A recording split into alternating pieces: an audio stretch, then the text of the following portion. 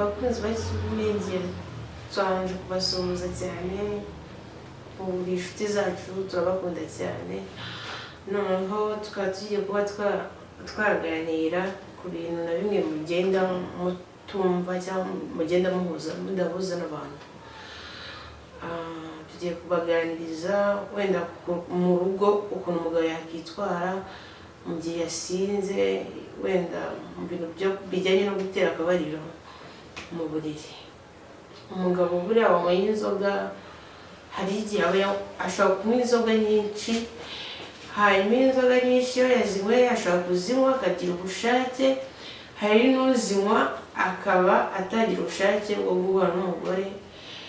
Hanyuma ubwo iyo byagenze gutyo umugore nawe ikintu akora yegera umugabo akamuryoshya.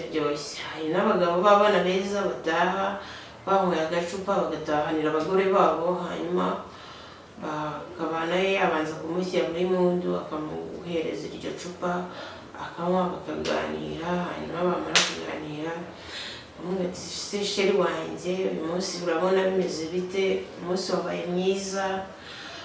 Umugabo akavuga ati nta kibazo rwose wagenze neza nk'uko mbitekereza, ariko byaba akarusho nyine kwa kundi hafi uhari, hanyuma tukagira noneho ukuntu nyine iri joro noneho rigenda neza kurusha umunsi.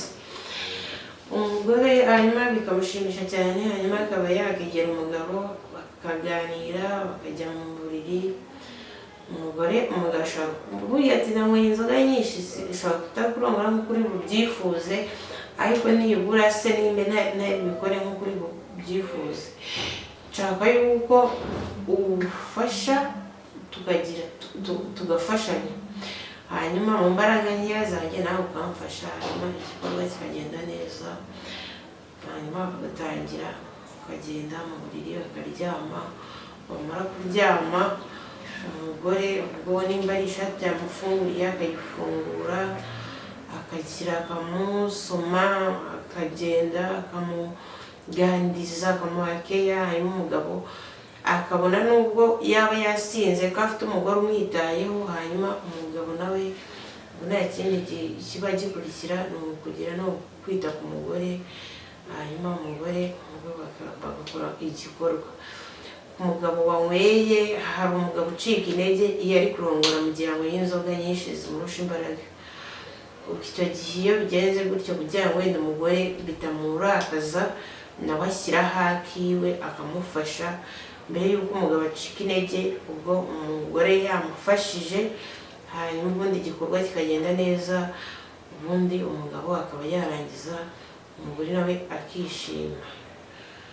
Hanyuma ubwo iyo bigenze gutyo umugore amaze kwishima, bahaganira bisanzwe, akavuga ati hari abagabo nyine benshi biba byajabutse, impamvu biba byabananiye ni ukubera iyihe mpamvu.